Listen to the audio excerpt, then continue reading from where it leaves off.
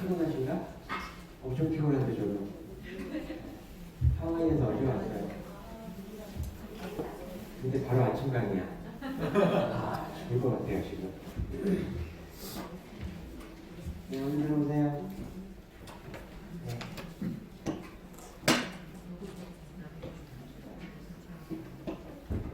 오늘 또 이렇게 늦는다? 반성하셔야 돼요. 3분이나 늦었어요. 저기 문 좀 닫아주시면 안 될까요? 문 좀 닫아주시면.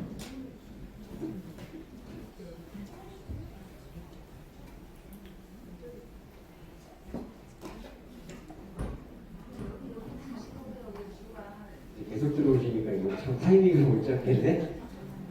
네, 시작할게요. 다이몬의 윤승길입니다. 네. 반갑습니다. 오전 시간에 이렇게 없었던 적이 없는데 제 강의라서 많이 안 오셨나 보다. 네. 제 강의는 항상 똑같으니까 자주 들으시지 않으셔도 돼요. 한번 들으시면 다 이해하시기 쉬울 거예요. 어저께 저희가 이제 월드 리더스 그룹 하와이 리더십 세미나가 있어가지고 어제 5시쯤 공항에 도착했어요. 10시간이 넘는 비행을 하고 몸에 담이 와가지고 지금 죽을 것 같아요. 근데 제가 좀 다이아몬드가 된 지 얼마 안 돼가지고 제가 이제 다음날 바로 오전 강의를 맡은 거예요. 조금 억울하네요. 좀 더 쉬고 나왔어야 되는데. 잘생겼어요. 네, 감사합니다. 네. 시작해 볼게요. 혹시 강의 이 네트워크 마케팅 관련한 강의를 처음 들으시는 분이 안 계시겠죠? 네. 그러면 사업 설명을 처음 들으시는 분 계세요? 시크릿 사업 설명을? 그래요? 좀 편하게 해도 되겠네요. 네. 오늘 쓸데없는 얘기들 좀 하면서 편하게 해볼게요. 제 강의도 거의 다 많이 들어보셨죠? 네. 다 아시는 내용일 거예요. 제가 항상 이렇게 네트워크로 나누어서 설명을 드려요. 왜 여러분이 다단계를 해야 되는지 설명을 드려요. 근데 일단 항상 제가 여러분이 어떤 부분에서 결핍을 가지고 있는지에 대해서 먼저 설명을 드립니다. 나는 잘 살고 있어. 그러면 다단계 안 하셔도 돼요. 나는 돈도 잘 벌고 앞으로도 잘 살 거고 내 자식도 앞으로 잘 살 거고 우리 집은 뭐 처음성이야. 망할 일이 없어. 이러시면 다단계 안 하셔도 돼요. 근데 자본주의 사회에 사는 분들은 거의 그런 분이 없죠. 지금 재벌이라고 해도 한순간에 망하기도 하고 그래요. 그렇죠? 그래서 이왕이면 여러분이 앞으로 살면서 소득에 대한 다각화가 조금 필요해요. 그래서 내가 노동력을 내 시간을 비용으로 환산하는 것 말고 자본을 가지고 꾸준히 소득이 발생할 수 있는 구조를 만들어 놓는 게 되게 좋은데 근데 여러분은 그런 걸 배워본 적이 없어요. 참 안타깝게도. 그리고 사실 그런 걸 배울 기회도 없어요. 왜냐하면 여러분은 한 20년 넘게 이 교육을 받으셨지만 실상 여러분이 받은 교육은 뭐예요? 수능을 잘 보기 위한 교육을 받았죠. 고등학교 때까지. 그렇죠? 어떻게 하면 시험에서 하나라도 더 맞출까? 거기서 여러분의 삶에 직접적으로 도움이 되는 게 그리 많지는 않아요. 그렇죠? 저도 공부를 엄청 잘했어요. 엄청 잘했어요. 왜냐면 저는 어려서부터 돈을 되게 많이 벌고 싶었는데 어릴 때 돈을 많이 벌 수 있는 방법 그런 걸 알 수가 없으니까 그런 공부를 일단 열심히 해야겠다. 그래서 공부를 되게 열심히 했어요. 그래서 고등학교도 되게 좋은 고등학교를 나오고 원래는 제가 이제 고등학교를 졸업하면 제가 다녔던 그 고등학교는 특목고였기 때문에 카이스트를 가는 거였어요. 거의 대부분이 카이스트를 가요. 근데 제가 카이스트를 먼저 이제 가기 전에 가봤는데 수학을 엄청 하는 거예요. 근데 저는 수학이 진짜 싫었거든요. 그래서 포기했어요. 그리고 삼성전자에 바로 취업했어요. 저는 고등학교 졸업과 동시에 특채로 삼성전자에 취업이 됐어요. 그래서 삼성전자에서 4년 근무를 하고 삼성전자에도 미래가 없다. 내가 여기서 일하는 한 나는 부자는 될 수 없겠다. 라고 생각해서 4년 근무하고 과감하게 때려쳤어요. 그리고 조금 늦은 나이에 군대를 다녀와서 이제 좀 뭐라고 해야 될까요? 양아치 시절을 보냈어요. 제가 동네에서 되게 보기 드문 양아치였어요. 막 머리 드레드 이런 거 있죠? 그런 거 하고 이제 홍대 클럽을 전전하면서 클럽에서 일을 했었으니까 제 귀에 아직도 이렇게 구멍이 뚫려 있거든요. 여기가 9mm짜리 막 이런 피어싱하고 그랬었어요. 근데 안 막혀요 이거는. 가끔 제가 이렇게 누군가하고 대화를 하다 보면 그분의 시선이 제 귀를 쳐다보고 있는 게 느껴져요. 왜냐면 제 귀로 건너편이 보이거든요. 네, 건너편이 보여요. 그래서 뭔가 이렇게 쳐다보시더라고요. 신기하게. 그래서 제가 딱 보는 시선이 느껴지면 네 그만 보세요. 원래 구멍 나 있어요. 이렇게 얘기하고 그래요. 그리고서 어떻게 하면 돈을 많이 벌 수 있을까 이제 고민을 하다가 삼성 자동차에 입사를 했어요. 삼성 자동차 본사에 낙하산이에요. 삼성전자에 근무하시던 분의 그 분이 직접적으로 저를 캐스팅해가지고 삼성 자동차 본사에 제가 입사를 했는데 거기도 돈을 많이 안 줘요. 월급 받는 사람 다 그렇잖아요. 월급 받는 사람으로서는 부자가 또 못 되게 된 거예요. 근데 거기에 계시던 과장님 한 분이 저한테 영업을 해보는 건 어때? 이렇게 얘기를 했어요. 그래서 영업하면 돈을 많이 벌 수 있나요? 그랬더니 한 만큼 번다는 거예요. 다들 아시죠? 영업은 한 만큼 벌어요. 그래서 삼성자동차 이 송파 가락동에 있는 가락지점에 제가 한번 가보겠다. 송파 가락지점에 한번 가봤어요. 가봤는데 거기에서 삼성자동차 전사에서 탑3 안에 들어가는 그 분이 거기서 일을 한다는 거예요. 그래서 그분한테 얘기를 좀 듣고 싶어서 갔었거든요. 갔더니 어디 막 동네 이상한 아저씨가 와요. 키도 조그맣고 정말 평범해 보이는 아저씨인데 그 아저씨가 차를 엄청 잘 판대요. 그래서 나도 할 수 있겠는데 이런 생각이 들어서 이제 이 삼성자동차 본사에서 영업직으로 이제 전직을 한 거죠. 네. 이제 부서를 바꿔서 영업을 시작했어요. 그리고 영업을 10년 했어요. 10년 동안 자동차 영업을 했고 저도 삼성자동차 안에서 세 손가락 안에 들었어요. 아직도 삼성자동차에 가서 제 이름을 얘기하면 아는 분들이 많이 있어요. 제가 1년에 한 200대 넘게 차를 팔았어요. 연봉으로 치면 1년에 3억 정도 벌었어요. 그리고 과로로 한 번 쓰러졌어요. 32살에. 일을 너무 많이 해가지고. 과로로 쓰러졌을 때 제가 어떻게 느꼈냐면 그 몸으로 때우는 걸로는 한계가 있겠다. 내가 쓰러지면 영업사원은 차를 못 팔면 수입이 제로예요. 제로. 그러니까 그때 병원에 입원해 있으면서 차를 못 팔잖아요. 그러니까 이제 수입이 쫙 떨어지는 거죠. 그때 뭔가 다른 걸 해보려고 막 알아보다가 저는 그때 이 시크릿을 알게 된 거예요.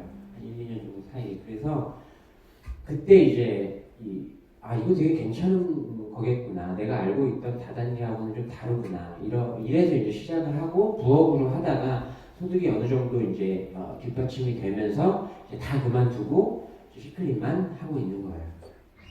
그래서 여러분이 한국에서 태어나게 되면 여러분은 이 인생 사이클대로 사시게 돼요. 별로 희망적이지는 않아요. 특히나 대한민국은 서민이 되게 살기 힘든 나라예요. 왜냐하면 대한민국이 기존의 어떤 다른 나라들보다 발전 속도가 되게 빨라요. 발전 속도가. 근데 우리가 거기에 적응을 잘 못해요. 적응을. 그러다 보니까 여러분은 계속 그냥 주어진 일만 하고 사는 거예요. 그러다 보니까 오는 결과는 이거죠. 출산율도 낮은데 행복하지도 않고요. 공부는 죽어라고 하고 일하는데 안전하지도 않고 연간 노동시간은 OECD 최고래요. 사회복지는 OECD 최하예요. 복지 수준이 높을수록 서민이 살기 편한 건데 복지 수준이 되게 낮다는 건 여러분 되게 살기 힘들다는 얘기예요. 부채 비율도 높고요. 자살률도 1위고 빈곤율도 되게 높고 노인 자살률도 1위래요. 뻑하면 죽는 거예요. 얼마 전에 우리 가수 구하라 씨가 자살했어요. 네, 안타깝습니다. 네. 근데 어쨌든 그분은 그렇게 돈이 많은데도 우리나라 사람들이 이렇게 악플을 달아가지고 근데 우리는 돈도 없는데 욕도 먹어. 너무 힘들어. 그렇죠? 네. 그래서 여러분이 참 이게 주의 깊게 생각하셔야 될 거는요. 당장은 여러분이 잘 사실 수도 있어요. 근데 앞으로 내가 10년, 20년 더 살아남아야 되는데 잘 사는 게 아니고 살아남는 게 목적이에요. 지금 우리 서민들은요. 살아남아야 되는데 직장 생활로 답이 있냐 이거죠. 여러분 월급이요. 보통 여러분이 10년 정도 한 직장에서 생활을 하면 보통 대기업이 아니면 한 과장 정도 직급에는 가시게 되잖아요. 그러면 연봉이 엄청 많이 오르나요? 그렇지도 않아요. 그렇지도 않아요. 근데 여러분은 앞으로 잘 될 거야. 이렇게 살다 보면 열심히 살면 잘 되겠지. 이런 막연한 희망을 가지고 살고 계세요. 근데 그게 얼마나 위험한 생각이냐면 실제로 그렇습니다. 지금 전문가들이 뭐라고 얘기를 하냐면 여러분이 연봉을 한 200만 원에서 300만 원 정도 늘리려고 들이는 노력을 차라리 애초에 2천만 원을 벌 수 있는 가능성이 있는 일에 투자를 해라라고 얘기를 해요. 그게 훨씬 효율적일 거라고. 여러분 월급 빼고 지금 다 오르고 있는데 월급은 그대로잖아요. 갈수록 여러분은 살기 힘들어지실 거예요. 직장인은 더해요. 10명 중에 8명이면 2주면 지갑 텅텅 비고요.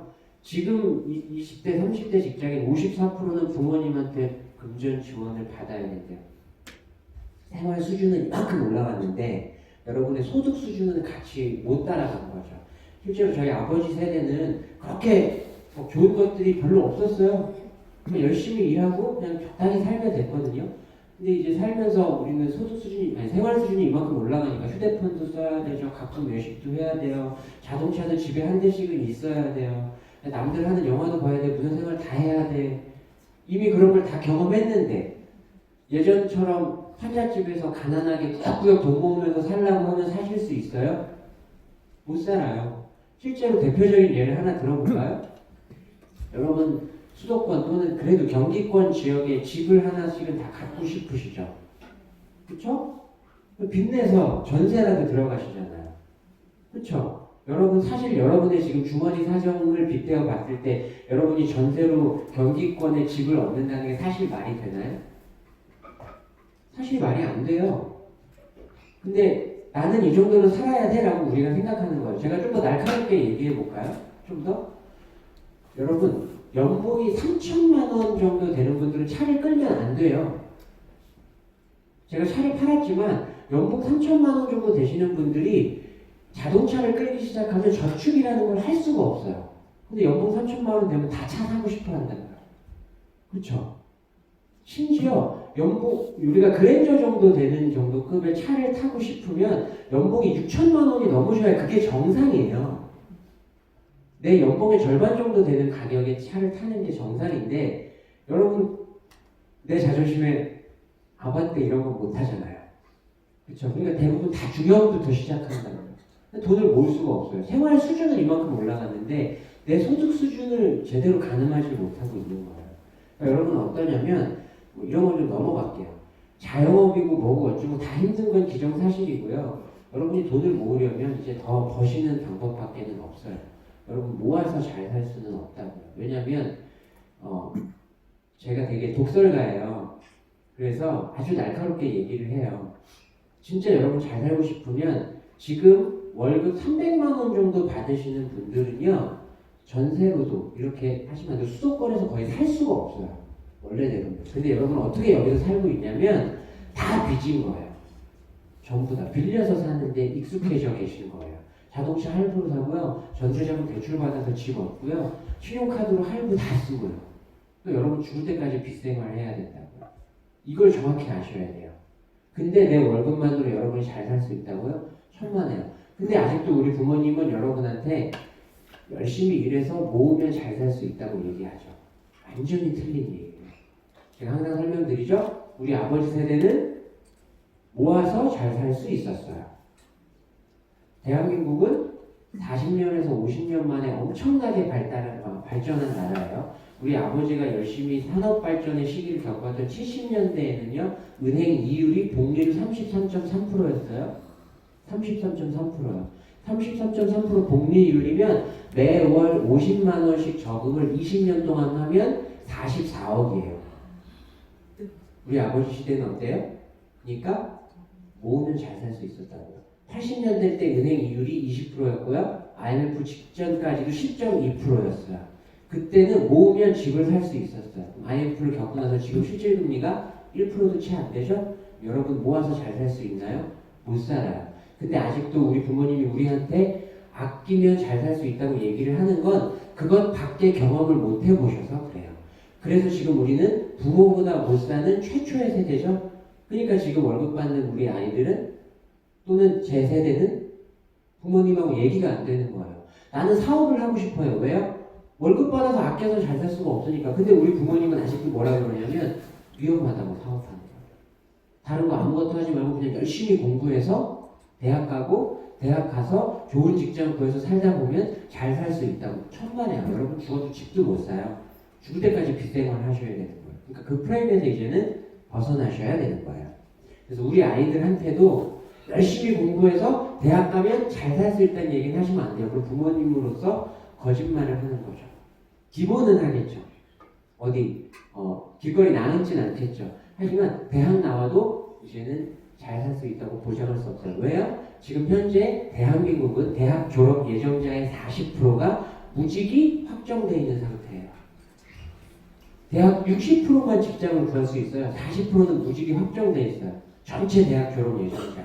그러면 일단 서울권 안에 있는 대학을 못 갔다 무직일 확률이 높아요. 그렇죠? 그러니까요. 그런 시대를 살고 있는데 자꾸 열심히 공부하면 잘 살 수 있다고 하면 안 돼요. 나만 할 수 있는 뭔가를 열심히 공부해서 내 재능을 개발하는 데 포커스를 맞춰야 되는 시대예요, 지금은요. 그래서 저는 대한민국이 지금 답이 없는 상태다라고 생각해요. 더군다나 우리가 지금 밖에 나가면 4차 산업혁명, 4차 산업혁명 많이 얘기하는데 지금 현재 대한민국은 4차 산업혁명에서 많이 뒤떨어진 상태죠. 네. 스타트업들, 미국에 있는 스타트업 기업의 70%가 한국에 오면 불법이에요. 불법이에요. 그걸 기득권들이 다 막아놨어요. 우버 불법이죠? 에어비앤비 불법이죠? 우버 왜 불법이에요? 택시회사 보호해야 되니까. 지금 타다도 말이 많죠? 네, 그것도 불법으로 만들겠다, 어쩌겠다 말이 많아요. 에어비앤비도 기존의 숙박업 호텔업들을 보호해야 되니까 다 막아놨죠. 얼마나 지금 어려운 세상인지 아시겠어요? 먹고 살 게 없어요. 먹고 살 게. 그나마 제가 답이 있다라고 생각하는 게 있는 거예요. 자, 여러분 나는 열심히 안 살아요. 한번 손 들어보세요. 다 열심히 사시죠. 진짜 열심히 살아요. 아까 보셨겠지만 대한민국은 OECD 중에서 연간 노동 시간이 1등이에요. 1등이에요. 그럼 열심히 안 사는 건 아니에요. 근데 열심히 사는데 돈이 없어요. 그냥 쉽게 설명 드려볼게요. 나 1년 전보다 빚이 줄었어. 손 들어보세요. 자산은 커녕 빚이 줄었어. 그래도 한 분 계시네요. 이 많은 분 중에. 네. 빚이 안 줄었어요. 그럼 1년 후에 여러분 빚이 줄까요? 안 줄어요. 정말 특별한 이슈가 없으면. 그쵸? 빚이 계속 는다고요. 그러니까 여러분은 이제는 아끼는 걸로는 안 되는 거예요. 나는 아끼지 않고 막 써요. 손 들어보세요. 위험한 분들 보는 것 같은데? 네. 대체로 아끼죠. 대체로 아끼는데 빚이 안 준다고요. 아끼는 것 같고도 소용이 없다는 얘기예요. 그러니까 여러분은 이제 더 벌어야 된다는 얘기예요. 그래서 더 벌 수 있는 방법을 설명을 드릴 거예요. 제가 아침부터 너무 암울한 얘기를 하고 있나요? 아침부터? 그래도 우리는 우리 현실을 잘 알아야 돼요. 그래서 저는 여러분한테 네트워크 마케팅을 좀 해보자 라고 얘기하는 거예요. 네트워크 마케팅을. 근데 이게 말이 좋아 네트워크 마케팅이지 한국에서는 다단계라는 이름으로 더 익숙합니다. 그렇죠? 심지어 네트워크 마케팅입니다라고 얘기하면 못 알아듣는 분도 있어요. 그게 뭔데? 이렇게. 다단계 얘기하면 바로 알아들어요. 그거 하면 집이 망해.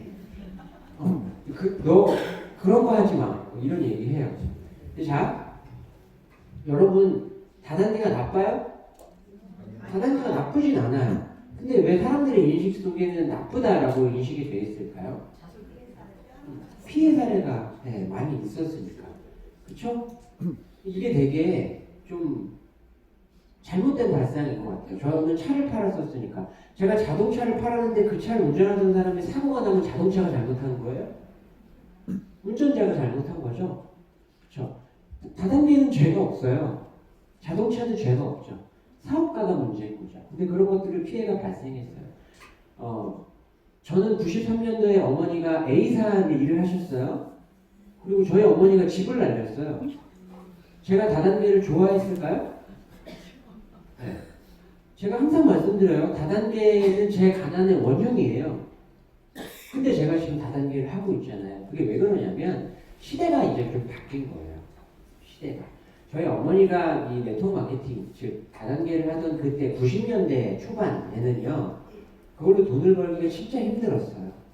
왜냐면 약속을 한번 정하려도 집 전화로 약속 정해야 되잖아요. 그렇죠? 그리고 제품에 대한 설명을 듣고 싶다고 하면 전화로 못 해주니까 내가 브로셔를 들고 직접 찾아가야 돼요. 그쵸? 지금은 여러분 스마트폰으로 언제 어디서든 전화해서 약속 정할 수 있고 제품에 대해서 알고 싶다 그러면 동영상 강의도 보내줄 수 있고 되게 편하죠. 택배도 되게 잘 돼 있어요. 저희 어머니는 치약 한 5개만 사고 싶어 그러면 어머니가 배달을 직접 가야 돼요.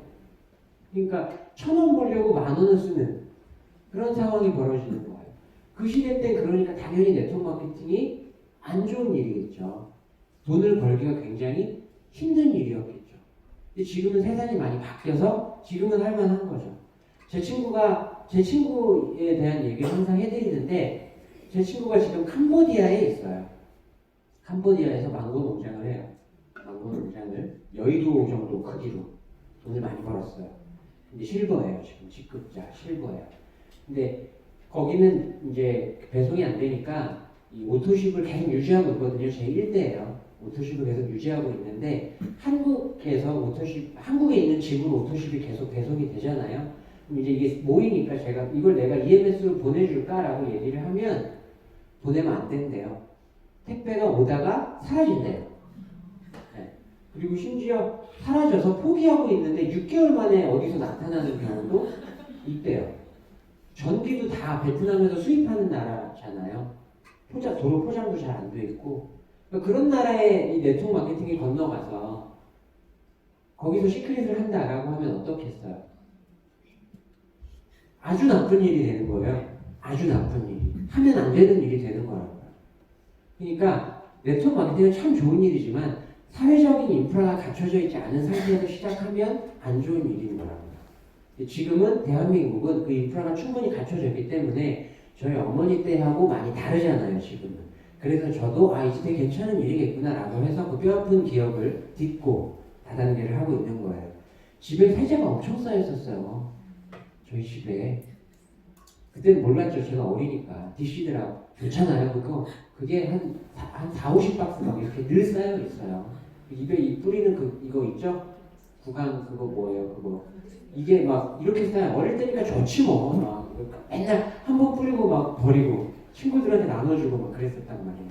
뭣도 모르고 그게 다 저희 어머니 그리고 저희 집을 날리는 그런 계기인지 모르고 나중에 알게 됐죠. 어쨌든 그래서 이제는 네트워크 마케팅이 되게 괜찮은 일인데 어떤 거냐면 기본적으로 여러분이 이제 알고 있던 유통 구조는 이렇게 되어 있거든요. 생산자가 물건을 10,000원에 생산해서 30,000원, 50,000원, 70,000원, 90,000원 이렇게 이제 유통 마진이 붙으면서 여러분한테 도착하게 되는 구조예요. 전형적으로 백화점 구조가 이렇게 되어 있죠. 제가 팔았던 자동차도 이 구조로 되어 있어요. 만들어가지고 대리점 거치고 집판 거치고 영업사원 거쳐서 여러분한테 가는 거잖아요. 그렇죠? 제가 자동차 영업을 그만둔 것도 이제는 자동차를 홈쇼핑에서 팔기 시작했어요. 그리고 자동차도 인터넷으로 고객이 직접 계약하기 시작했죠? 영업사원이 점점 설 자리가 없어지니까 점점 팔기 힘들어지죠. 그래서 이걸 줄여보자는 거예요. 생산자가 물건을 만들면 소비자가 그 물건을 생산자에게서 직접 사고요. 소비자가 써보고 좋으면 누군가한테 광고하는 거예요. 광고해서 누군가가 그거를 사서 쓰겠다라고 결정하면 그 사람도 생산자에게 직접 사서 쓰는 거예요. 저에게서 사서 쓰는 게 아니라. 그리고 저는 단순히 광고를 했기 때문에 본 사람부터 정당한 광고 커미션을 받는 겁니다. 이게 나쁘진 않죠. 되게 좋죠? 이게 심지어 요즘 시대에는 굉장히 합리적인 소비 패턴인 거예요. 미국은 이거를 약 50여 년 전에 이걸 미리 알아서 A사가 최초로 구조화시켜서 이걸 비즈니스 모델로 삼고 사업을 진행하기 시작했고 이제 그 이후로 수없이 많은 네트워크 마케팅 회사들이 생기고 이제 한국에서도 진행이 되고 있는 거죠. 그래서 여기 보면 유명한 사람들이 네트워크 마케팅을 좀 하세요라고 얘기해요. 왜냐하면 좋은 거니까. 그리고 국민 전체 소득 수준이 좀 올라가주면 이 사람들한테도 도움이 돼요. 국가 원수들이죠. 이 사람 국가 원수인데 세금이 더 거치겠죠. 이분들은 국민 전체 소득 수준이 올라가면 투자를 더 많이 받을 수 있겠죠. 마찬가지고요. 기업가니까. 심지어 워렌 버핏은 자기 네트워크 마케팅 회사 또 하나 가지고 있었죠. 투자를 했었죠. 대한민국에서 네트워크 마케팅이 굉장히 많이 증가하는 추세예요. 2007년도부터 이렇게 쫙 올라가요. 그리고 이거 2016년도까지밖에 제가 자료가 없어서 현재 2016년도까지 800만 원 넘었고요. 지금 1000만 원에 육박합니다. 여기 보시면 여기부터 갑자기 훅 늘어나기 시작했죠. 이때가 스마트폰이 등장한 거예요. 스마트폰이. 그래서 여러분이 비즈니스를 하기 되게 쉬워졌어요. 그리고 2007년도, 2008년도에 한번 올랐지만 전 세계적으로 2007년, 2008년에 네트워크 마케팅에 종사하시는 분들이 폭발적으로 늘어났어요. 그 이유가 뭐냐면 2007년 그때 미국의 금융위기가 왔었죠. 리먼 브라더스가 파산하면서 줄줄이 금융화가 완전히 무너졌었어요. 파생상품을 위해서. 그때 많이 늘어났던 거예요. 왜냐면 돈을 벌어야 되는데 일자리가 없어요. 나는 아직도 돈을 더 벌어야 되고. 그때 할 수 있는 일이 네트워크 마케팅이었기 때문에 네트워크 마케팅 쪽으로 사람이 많이 몰렸던 거죠. 대한민국에서도 2020년이 되면 약 1,500만 명이 네트워크 마케팅을 하게 될 거다라고 정부에서 얘기하고 있어요. 이거 공정거래위원회에서 발표한 내용인데 그 이유가 뭐냐면 이게 그냥 자연스럽게 이렇게 될 거다 이런 게 아니고요. 국가에서 이렇게 만들 의지를 가지고 있는 거예요. 네트워크 마케팅이 참 좋은 일이다. 그러니까 이제는 해라. 그래서 이제는 지하철 또는 버스에서도 광고를 하죠. 여러분들한테 다단계를 좀 하시라고 회원 직접 판매 하라고 광고를 하잖아요. 이게 나라에도 되게 좋은 일이에요. 자, 첫 번째, 대한민국 출산율이 되게 낮죠. 네. 출산율을 높이려면 여러분한테 돈을 준다고 해서 출산율이 높아지지 않아요. 돈은 지금도 주고 있죠. 네, 30만 원씩 드리잖아요. 저 육아 지원금인가요? 그거 보조금? 그래서 30만 원씩 드리는데 대표적으로 실패한 정책이라고 알려져 있죠. 출산율이 늘어나질 않아요. 근데 출산율을 높이려면 가장 효과적인 방법 중에 하나가 여성의 취업률을 높이는 거예요. 실제로 여성의 취업률이 높아지면 출산율이 증가한다는 연구 자료가 있어요. 대한민국은 아직도 여성들이 좀 불평등한 사회에서 일을 하고 있죠. 대표적으로 전 세계적으로 출산율, 그러니까 고령화 사회에 빨리 진입하는 나라가 세 곳이에요. 아시는 분 계시죠? 제 강의 많이 들었으니까. 네. 대한민국, 이탈리아, 일본이요. 이 세 나라의 공통점이 남녀 차별이 심한 나라예요. 네. 그래서 그리스 같은 곳이 여성의 취업률이 되게 높아요. 그래서 출산율이 조금 높은 편이에요. 그래서 그럼 여성분들한테 일자리를 제공해주면 출산율이 올라가겠네요. 여성분들이 경력단절 여성이라던가 또는 전문 기술이 없는 또는 자본이 없는 여성분들이 일하기 가장 쉬운 게 네트워크 마케팅이죠. 네트워크 마케팅으로 일자리를 찾아주고 일정 수준의 소득을 보전해드리면 출산율이 올라가겠네요. 그렇죠? 출산율을 높일 수 있고요. 국민 전반의 소득이 올라가면 세수 확보가 되죠. 네, 세금을 더 거둘 수 있죠. 네, 볼까요? 대충 이렇게 단편적으로 계산하면 안 되지만 5조 원대 시장이 넘어갔어요. 그렇죠? 그리고 연구에 따르면 네트워크 마케팅이 사회 전반에 일으키는 사회 파장 효과를 비용으로 환산하면 10조가 넘는데요. 현재. 그러면 저희는 종합소득세를 내잖아요. 그렇죠? 여기서 35%만 여러분한테 풀리고 거기서 여러분한테 3.3%씩 또 다 세금으로 걷는다고 하면 어마어마한 돈이 세금으로 거치겠죠? 그렇죠? 이만큼 벌써 세수가 확보가 되는 거예요. 그래서 네트워크 마케팅은 국가적으로도 그리고 여러분 개인한테도 굉장히 좋은 일이다라는 걸 설명드리는 거예요. 정말 단점이 없어요. 단점이 여러분이 막연하게 그냥 또는 밖에서 막연하게 다단계 하면 집 망해 친구 이런 것들은 정말 그냥 막연하게 이렇게 퍼져 있는 인식들인 거지 실제로 면밀히 검토해 보면 크게 단점이 없어요. 크게. 자 그러면 이 네트워크 마케팅이 정말 좋은 일인데 그 중에서도 좋은 회사를 선택하시면 여러분이 돈을 벌 수 있는 확률이 높아져요. 자, 먼저 합법적인 회사를 선택하셔야 되는데 아직도 불법 네트워크 마케팅 회사들이 있다 보니까 이게 당연한 것임에도 불구하고 제가 말씀드릴 수밖에 없는 거예요. 공정거래위원회 산하 공제조합의 조합사로 가입되어 있는 기업을 선택하시면 합법적인 기업이에요. 법의 테두리 안에서. 이게 왜 중요하냐면 여러분이 법으로부터 보호를 받을 수 있는 거예요. 근데 또 하나는 회사도 법으로부터 보호를 받는 거예요. 여러분 소비자보호법이 여러분을 보호하기 위한 것이라고 대부분 생각하시지만 그렇지 않아요. 소비자보호법 또한 회사와 소비자를 동시에 보호하기 위한 거예요. 쉽게 설명드려 볼게요. 여러분은 예를 들어서 지금 이 합법적인 기업들은 3개월 안에 반품이 가능하죠. 법으로 그렇게 되어 있죠. 3개월 안에 반품이 가능해요. 근데 이런 법이 없으면 여러분은 6개월이 지나서도 반품해달라고 떼를 쓰시기 시작할 거예요. 회사도 손실이죠. 그러니까 회사도 3개월 안에만 해주고 그 이후에는 해줄 의무가 없으니까 안 해줘도 되는 거예요. 회사도 보호받고 여러분도 보호받는 거죠. 그러니까 법의 테두리 안에 있는 기업에서 하셔야 회사도 안 망하고 여러분도 피해를 안 입는 거예요. 그럼 어때요?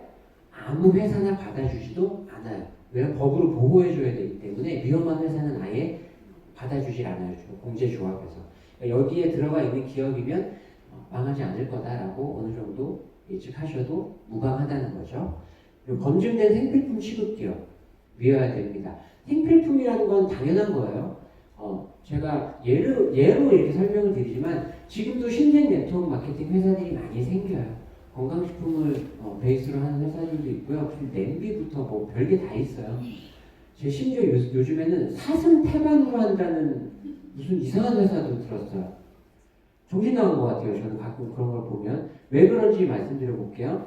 아까도 네트워크 마케팅의 기본 개념이 뭐냐면 내가 원래 소비하던 것을 좀 다른 브랜드, 좀 더 좋은 브랜드로 바꾸고 그것으로 소득을 발생시키는 거예요.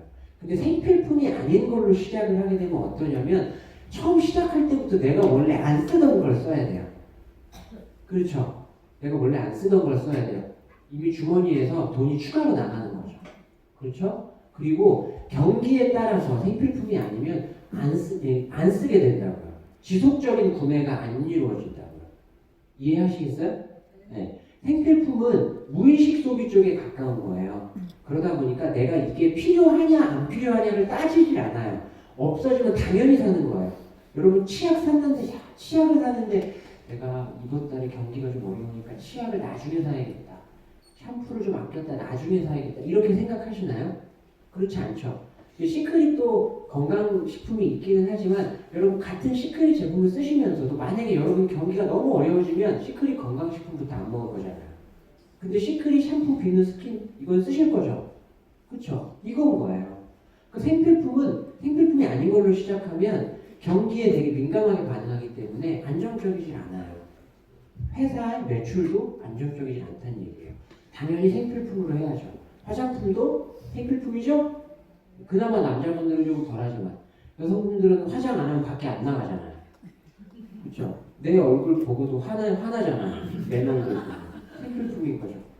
더군다나 검증된 생필품이어야 돼요. 검증이라는 건 제가 항상 강조드리죠. 이게 되게 중요해요. 검증이라는 건 지금 시대에 뭐 성분이 어떻고 무슨 뭐 식약청 규제를 통과했고 그런 걸 얘기하는 게 아니에요. 그거는 그냥 이제 당연한 거기 때문에 그걸 따지는 게 아니고요. 이게 시장에서 먹힐 거냐가 검증이 돼야 되는 거예요. 시장에서 먹힐 거냐. 시장은 대표적인 복잡계예요. 그렇기 때문에 복잡계라고 말씀드리면 못 알아들으시는 분이 계셔서 생태계, 순환계 이런 것처럼 복잡계라는 건 뭐냐면 하나의 현상을 설명하기 위한 변수가 너무 많은 걸 복잡계라고 해요.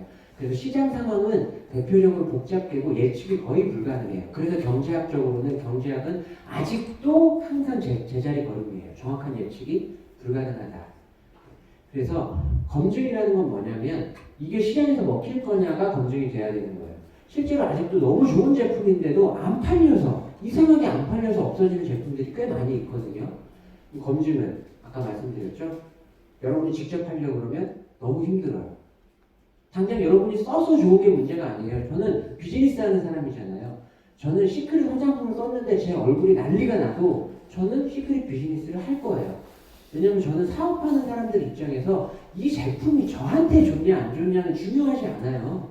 그렇죠? 이게 시장에서 팔릴 거냐가 중요한 거죠. 그런 논리로 접근하시면 비즈니스를 하는 사람이 그런 논리로 접근하시면 안 돼요. 그런 논리면 커피를 파는 사람은 다 커피에 환장한 사람이어야 돼요. 그렇죠? 술집 파는 사람은 다 주정뱅이여야 되는 거예요.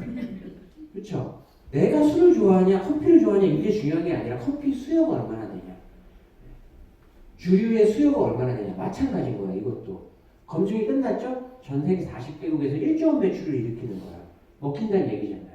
그러니까 저는 시크릿 제품을 써서 제 몸이 엉망진창이 돼도 저는 상관없어요. 왜요? 팔리기만 하면 되니까. 그래서 검증된 거. 이미 이게 시장에서 먹힌다는데 검증이 끝났냐가 되게 중요해요. 자, 그리고 글로벌 비즈니스. 이게 당연한 거죠. 네트워크 마케팅 최고의 인프라는 제가 항상 뭐라고 얘기해요? 인구예요. 인구요. 인구가 없으면 네트워크 마케팅 아무리 좋아도 할 수가 없고요. 제품이 별로여도 인구가 엄청난 나라에 가면 기본은 해요. 그러니까 시크릿 제품이 정말 안 좋다고 가정해도 중국으로 건너가면 한국보다 더 잘 될 수도 있는 거예요. 이해되시죠? 거기서는 버핑블럭 하나만으로도 크라운 로열이 가능할 수 있어요. 그렇죠? 글로벌 비즈니스가 당연히 돼야 돼요. 베트남 오픈 확정됐죠? 네, 공지 떴잖아요. 베트남 최초예요. 5년 만에 최초라 그랬나? 그래, 5년 만에 최초 오픈이에요. 그리고 한국 진출 초기기업, 이건 선점의 의미예요. 한국에서도 아직 선점입니다. 선점이요. 지금 작년 기준으로, 올해는 아직 통계가 안 나와서 작년 기준으로 오토십을 유지하고 있는 회원 수가 7만 조금 넘었었어요. 한국에서 30만 정도만 간다고 가정해도 아직도 선점이죠. 확장성을 기본으로 해야 되니까. 한국에 들어온 지 얼마나 오래됐는지가 중요한 게 아니에요, 여러분. 이 기업이 한국 내에서 얼마나 커질 거냐, 그 확장성을 전제로 해야 되는 거예요. 확장성을 전제로 하면 시크릿은 아직도 선점이죠. 그리고 전 세계 40개국을 앞으로 순차적으로 계속 오픈할 거니까 베트남만 해도 인구가 지금 2억 가까이 되죠. 거의 2억 가까이 돼요. 그러면 한국의 거의 4배 시장이에요. 그렇죠. 그러면 당연히 선점이겠죠. 성공의 가능성이 높은 지역, 이건 따로 설명드려야 되는 거라 그냥 성공의 가능성이 되게 높아요. 이건 복합적인 부분이라 이것만은 1시간 설명해야 되니까 넘어갈게요. 그 보상 플랜이 바이너리 방식이어야 된다. 이 조건을 다 충족시키는 회사여야만 여러분이 돈을 벌 수 있는 확률이 높은 거예요. 다단계가 아무리 좋다고 한들 여러분이 돈을 못 벌면 좋은 일일까요? 그렇지 않죠. 네. 그러니까 이 조건에 다 부합되는 회사를 선택하셔야 좋은 제품을 쓰면서 돈도 버실 수 있는 거예요. 한국에 이 조건을 다 충족시키는 회사가 없어요. 현재까지. 없어요. 제가 다 알아봤어요. 좀 좋다 싶으면 제품군이 건강식품이에요. 또 좀 좋다 싶으면 제품군이 너무 적어요. 너무 적어요. 이게 마케팅적 요소로 보면 시장 제품 궁합이라는 게 있어요. 시장 제품 궁합이라는 게 있고요. 그 다음에 제품 확장, 그 다음에 시장 확장, 그 다음 소비자 경험 확장, 이 순서대로 가야 되거든요. 근데 제품군이 너무 적어가지고 예전에는 한국에 들어오는데 데이크림 하나, 나이트크림 하나, 2가지만 갖고 들어오는 회사도 있었어요.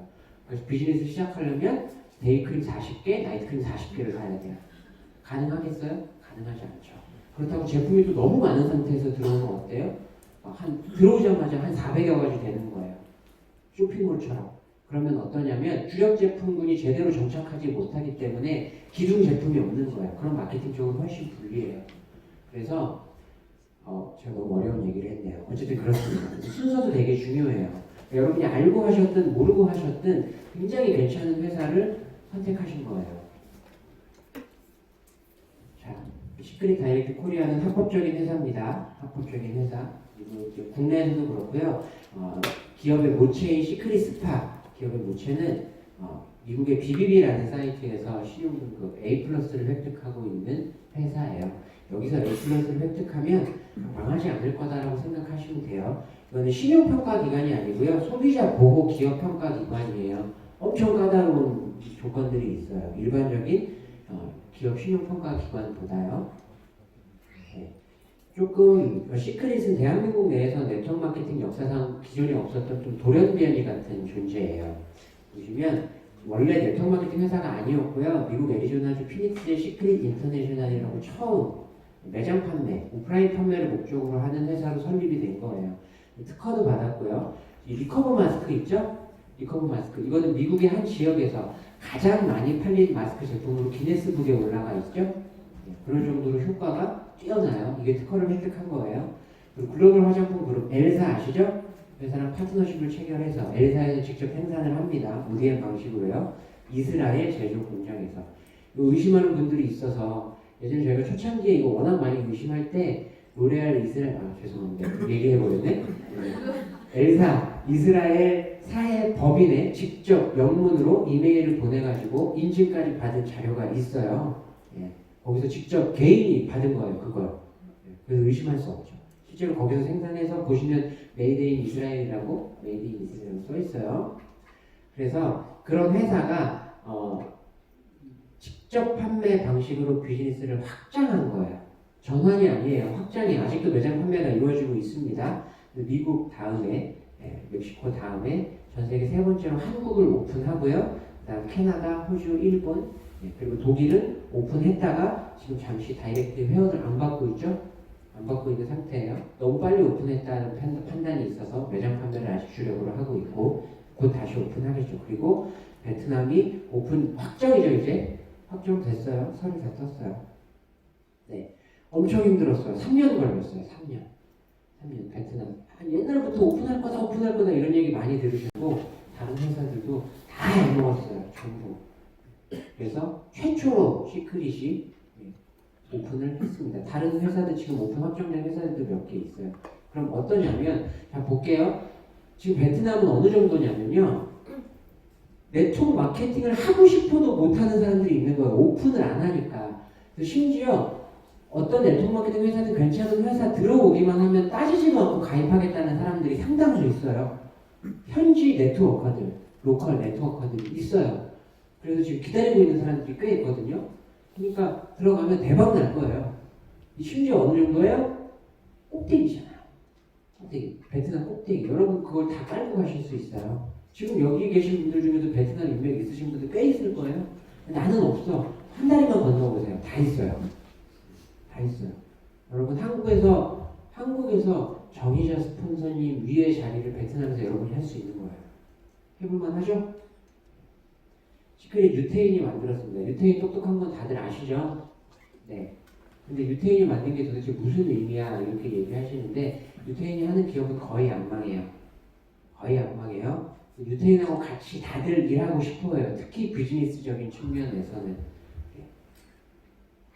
이런 거 다 여러분이 지금 즐겨 쓰고 입고 먹고 즐기는 것들이 전부 다 유태인이 만든 기업들이 우리 세미나를 하는 뭐 페이스북, 구글, 스타벅스 이거 말고도 어마어마하게 많아요. 코스트코도 여러분 자주 가시는 코스트코도 유태인 거죠. 성공적인 비즈니스 모델이라고 칭송받고 있잖아요. 해외에서 들어온 대형 마트 중에 유일하게 살아남은 거예요. 월마트 한국에서 살아남을 수가 없었죠. 그리고 그거 말고도 또 여러 가지 들어왔었는데 거의 다 망했어요. 근데 코스트코만 살아남았죠. 유태인이 되게 똑똑하다는 얘기예요. 아직도 해외에 나가시면 이렇게 매장이 있습니다. 매장이. 그리고 회원가보다 훨씬 비싼 가격에 백화점에서 판매가 되고 있고요. 지금 이제 이 검은색으로 있는 나라들이 아직도 매장이 있는 나라들이고 파란색에 있는 나라들이 네트워크 마케팅으로 전환이 끝난 나라들이에요. 나머지 나라들 전부 다 한국 아래로 네트워크 마케팅으로 전환돼서 오픈이 될 겁니다. 왜 이렇게 이 시크릿이 좀 인기가 있냐면 시크릿은 사해에서 나오는 미네랄을 원료로 화장품을 만듭니다. 제품군 전체를 거의 다 이걸로 생산을 해요. 근데 여기서 나오는 미네랄이 사람 몸에 굉장히 좋대요. 몸에 좋은 건 엄청 많고요. 몸에 나쁜 염화나트륨은 오히려 다른 바다에 비해서 되게 적어요. 그래서 이 미네랄이 어떠냐면 사람 몸의 이 순환계를 정상화시켜요. 그러니까 특정 질병에 효과가 있다 이게 아니고요. 사람 몸을 정상화시키는 효과가 있는 거예요. 그러니까 면역 체계를 정상화시키기 때문에 여러분 몸 전반적으로 다 좋아지는 거예요. 일단 여러분의 몸에 생기는 거의 모든 질병이 면역계통과 관련이 있어요. 더 밀접하게 관련이 있냐 아니냐의 차이만 있을 뿐이지. 근데 몸을 좀 담궜다 오면 면역계통이 정상화되고 또 순환계통이 전부 다 정상화가 되기 때문에 사람 몸에 있는 거의 대부분의 질병에 효과가 있다. 나왔었죠? 방송에도 나왔었어요. 몸에 되게 좋다고요. 심지어 저희 제품에는 몸에 안 좋은 파라벤, 이게 방부제예요. 방부제도 다 빠져 있어요. 보존제가 들어가 있죠? 네, 보존제가. 계면활성제도 거의 다 빠져 있고요. 아주 극히 드물게 계면활성제가 들어가 있습니다. 근데 그것도 아주 소량 들어가 있어요.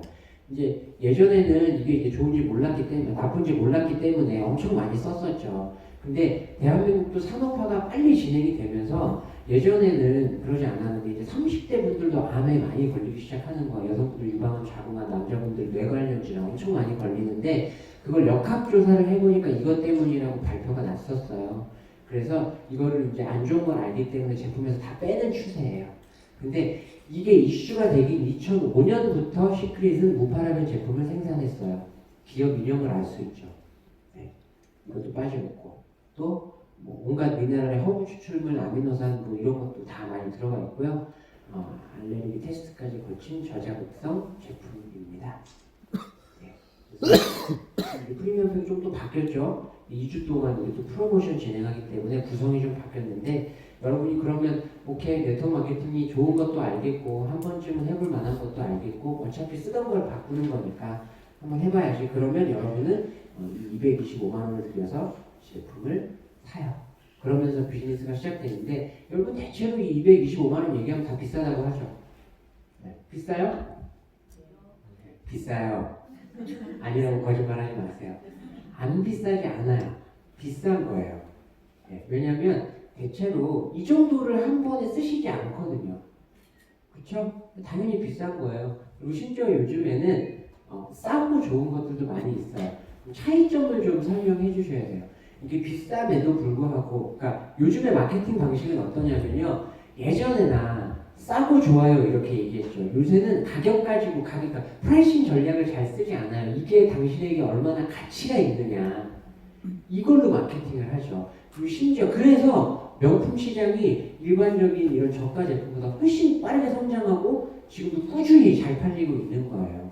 그리고 여러분한테 지금 여러분이 잘 생각해 보시면 생활 수준이 이만큼 올라가 계신 상태라 좋다고 하면 가격 개의치 않고 사신다니까요. 오히려 싸면 더 안 사요. 싸면 이상할 거야 이렇게 생각해서 더 안 산다고요.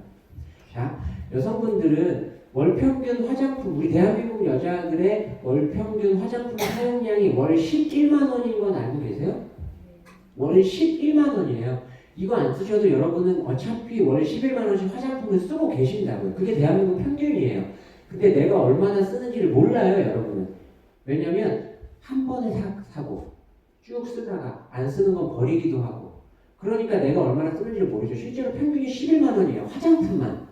얼굴에 바르는 화장품만. 그럼 거기다가 샴푸, 비누, 치약, 바디버터 이런 것까지 다 쓰면 11만 원 이상, 15만 원 정도 여러분 안 쓰실까요? 무조건 쓰게 돼 있어요. 그러니까 시크릿은 뭐가 좋은 거냐면 아까 말씀드렸죠. 여러분이 원래 안 쓰던 걸 쓰시는 게 아니에요. 원래 쓰시던 걸 대체하는 거죠. 그러니까 주머니에서 안 나가던 돈이 나가는 게 아니라고요. 그걸 잘 이해하시면 돼요. 그걸 설명해 주시면 되는 거예요. 그래서 추가 지출이 있는 게 아니고 원래 쓰던 걸 조금 좋은 걸로 바꾸는 것 뿐이다. 대신에 목돈이 나가는 거죠. 225만 원. 그러니까 12개월 할부하시면 돼요. 신용카드로. 그것도 싫다, 이자 나가서 싫다 그러니까 요즘 하나카드까지 만들어서 무이자로 12개월 해드리잖아요. 더 어떻게 해드려요? 그쵸? 그러니까 돈 들여서 하는 사업이 아니에요. 이거는요. 여러분 사실 거의 공짜로 하는 사업인 거죠. 근데 그 구조를 잘 이해 못 하셔서 그런 거예요. 이거 안 써도 어차피 여러분 제품 쓰실 건데 이걸 사시면 이제 비즈니스가 시작이 됩니다. 이제 여러분이 어떻게 돈을 벌 거냐면 이거 제가 오늘은 다 비즈니스 하시는 분들이고 보상 플랜은 어느 정도 아실 테니까 여러분 밖에 나가면 이 다른 네트워크 마케팅 하시는 분들 자주 마주치시죠? 더러 만나보시죠? 그분들하고 얘기하면 가끔 가셔서 여러분 시크릿 보상 플랜이 진짜 좋아 돈을 많이 줘 이렇게 얘기하시는 분들 없으시죠? 그렇게 말씀하시면 안 돼요. 거짓말이에요.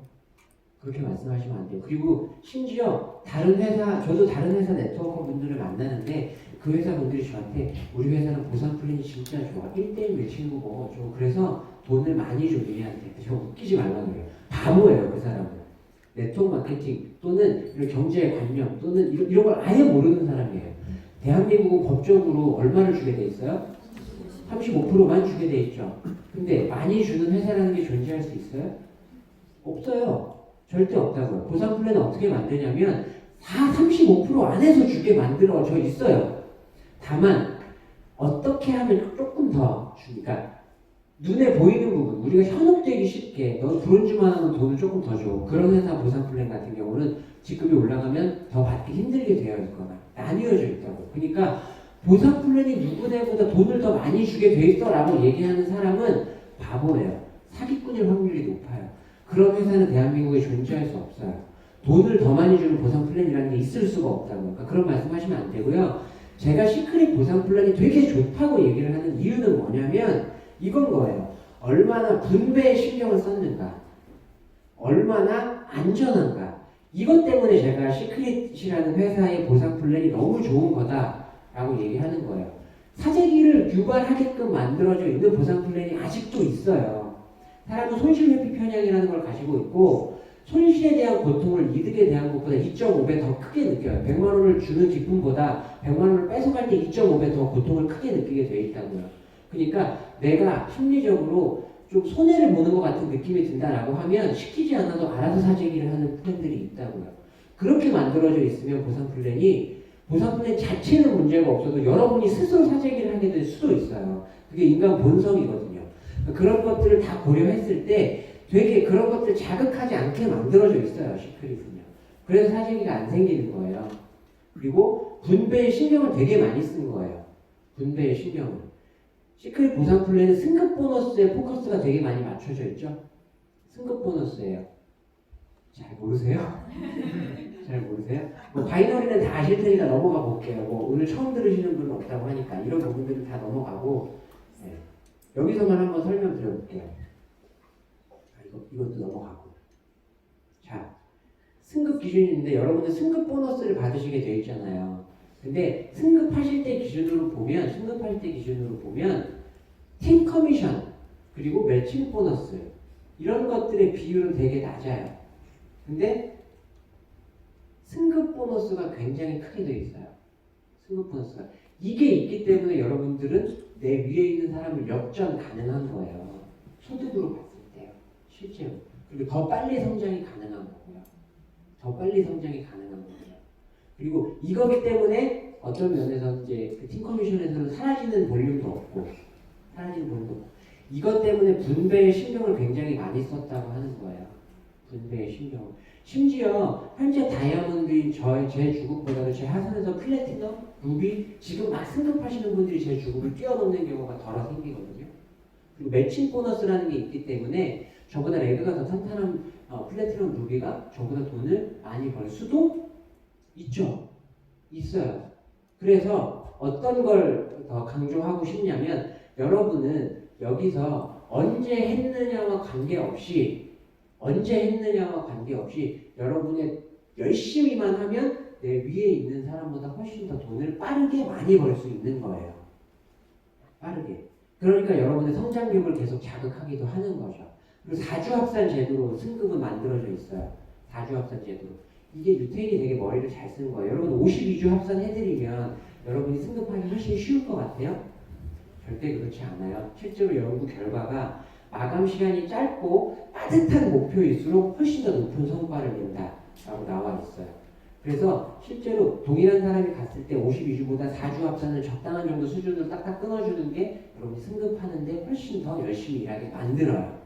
즉 여러분 돈을 더 빨리 벌게 만든다고요. 그래서 시크릿이 폭발적으로 성장하고 매출 규모도 늘어나는 거예요. 더군다나 여기는 사재기를 유발하는 포인트가 전혀 없어요. 팀 커미션은 대실적, 소실적, 자녀 볼륨을 가리지 않고 다 이월해주죠. 다른 회사는 소실적만 이월해주는 경우도 있어요. 대실적은 사라지는 경우가 있다고요. 대소를 가리지 않고 전부 다 이월해드리죠. 그리고 직급 유지 보너스의 갭이 굉장히 적죠. 그리고 직급 유지 기간에 대한 디메리시 없죠. 여러 가지 것들이 있어요. 그래서 돈을 많이 주는 플랜이라기보다는 안정적이고 분배에 굉장히 신경을 많이 쓴 플랜이다 라고 보시는 게 좋아요. 그래서 실제로 이탈자가 적고요. 다른 회사에 비해서. 아까도 말씀드렸죠. 여러분이 빨리 돈을 벌기에 포커스가 잘 맞춰져 있어요. 이 부분하고 그다음에 이것만 한번 설명을 드릴게요. 가장 최근에 생긴 다이렉트 보너스 구매 금액에 내가 직접 추천한 사람이 구입한 금액의 5%를 드리는 거예요. 근데 직접 추천한 사람의 금액에 대한 5%를 드리는 회사가 없어요. 알고 계시죠? 대한민국에 없어요. 전부 다 BV 또는 CV로 환산한 후에 거기에 5%를 드리거나 이렇게 되어 있는데 우리 회사의 다이렉트 보너스는 그 사람이 직접 구입한 금액의 5%를 바로 드려요. 이게 엄청난 규모예요. 35%를 회사에서 여러분한테 드리죠? 그 중에 5%를 이게 차지하는 거예요. 그러면은 35억이 풀리면 5억이 이걸로 풀리는 거예요. 여러분들한테 빠른 수익을 만들어준과 동시에 이게 안정적으로 계속 여러분의 수익을 만들어내는 거죠. 다른 어떤 조건도 없어요. 이거는요. 내가 직접 추천한 사람이 쓰기만 하면 죽을 때까지 생기는 거예요. 바로 수익을 만들 수 있고 장기적으로 수익을 또 많이 만들 수 있죠. 이것만 설명드리면 보상 플랜은 나머지는 다 아시죠? 네. 아시는 거 맞아요? 그래서 제가 여러분 보상 플랜은 반드시 이해하셔야 돼요. 왜냐하면 시간이 2분 정도 남았으니까 보상 플랜이 어느 정도로 중요하냐면 대체로 보상 플랜을 강조하지 않는 그 팀들이 있어요. 근데 저는 그렇지 않아요. 왜 그런지 제가 쉽게 설명드려 볼게요. 일반적인 회사하고 비교를 하시면 일반적인 회사하고 모든 회사는 그 회사의 수익 모델에 맞춰서 모든 게 결정돼요. 그렇죠? 다시 쉽게 설명드려 볼게요. 여러분이 보상 플랜을 되게 깊이 있게 이해해야 되는 건 이것만 잘 이해하셔서 여러분 사업의 방향이 제대로 결정돼요. 그리고 여러분의 관계도 이게 만들어요. 자, 여러분 이 보상 플랜 때문에 내가 여기 가입하면 내 스폰서가 생기는 거예요. 그렇죠? 내 스폰서 파트너의 관계를 보상 플랜이 만드는 거라고요. 그렇죠? 형제 라인이라는 개념도 보상 플랜 때문에 생기는 거예요. 그렇죠? 여러분의 관계는 여기 와서 내가 여기서 만나는 모든 사람들의 관계는 어떤 게 만들었어요? 보상 플랜이 만드는 거예요. 이것 때문에 스폰서 파트너라는 개념이 생겨나는 거고 형제 라인 사장님이라는 개념이 생겨나는 거예요. 보상 플랜이 이 조직의 문화를 다 만들어요. 수익 모델이 이 회사의 문화, 관계, 그리고 앞으로 나아갈 방향 이걸 다 정한다고요. 이걸 이해하면 여러분이 향후 그래도 한 몇 개월 정도의 내가 사업 방향을 다 정할 수 있어요. 예측할 수 있고요. 이걸 잘 이해하셔야 돼요.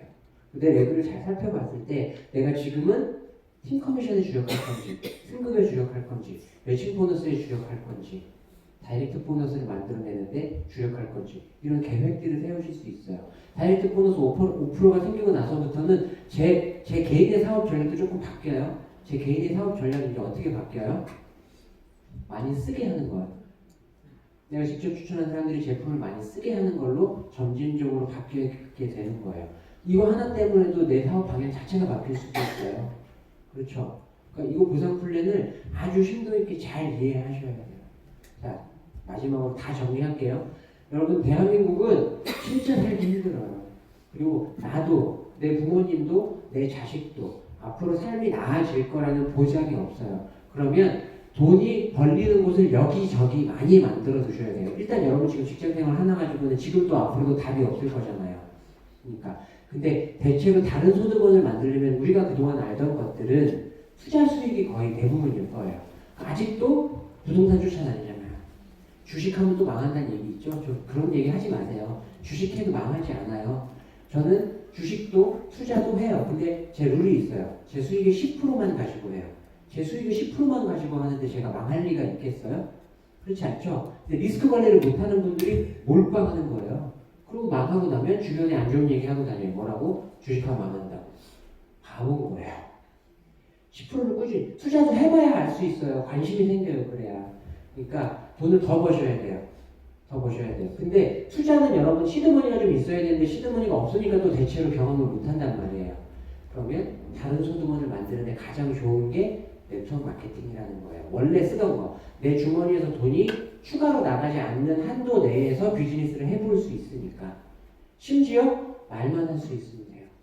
그렇죠? 아까 말씀드렸죠? 그러면 뭐냐면 말만 할 수 있고 욕먹을 각오만 하면 돼요. 솔직히 그렇잖아요. 그렇죠? 욕 안 먹고 하려고 하면 안 되는 일이에요. 사실 다단계는. 근데 욕 먹는 대신에 그만큼 돈을 벌어요. 그럼 또 이렇게 생각해 볼 수 있죠? 그냥 있으면 욕 안 먹냐고. 회사 가서 욕 먹잖아요. 그쵸? 내 아들한테도 욕 먹잖아요. 그쵸? 내 아들한테도 섭섭한 소리 듣고 상처받아요. 부모님한테도 섭섭한 소리 듣고 상처받는다고. 그러니까 결국 뭐냐면 여러분은 어차피 욕 먹을 거예요. 그러니까 말 몇 마디 하고 어차피 욕 먹을 거 이거 하면서 욕 먹고 그러면 돈도 벌 수 있어요. 더군다나 다 같이 팀으로 하는 거기 때문에 생각을 조금만 바꿔보세요. 여러분이 이거 안 하고 가만히 있는다고 삶이 편안할 것 같아요? 그렇지 않다고요.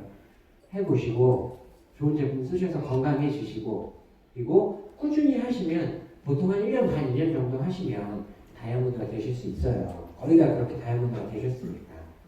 그래서 지금 프로모션 기간이니까 프로모션 기간 2주 동안에는 자꾸 뭐가 궁금해요. 뭐가 잘 안 돼요. 이런 거 생각하지 마세요. 자꾸 그러면 안 돼. 2주 동안에는 뭐가 어찌됐든 그냥 사인 받는 데만 집중하는 거예요. 돈을 버는 사람들은 타이밍을 잘 잡는 사람이에요. 지금도 이렇게 말씀드렸는데 혹시나 처음 듣는 분이 계시면 못 믿어. 그럼 또 그대로 가는 거예요. 내 삶에 아무 변화도 없이. 그래도 한번 믿어본 사람들은 변화할 가능성은 가졌죠.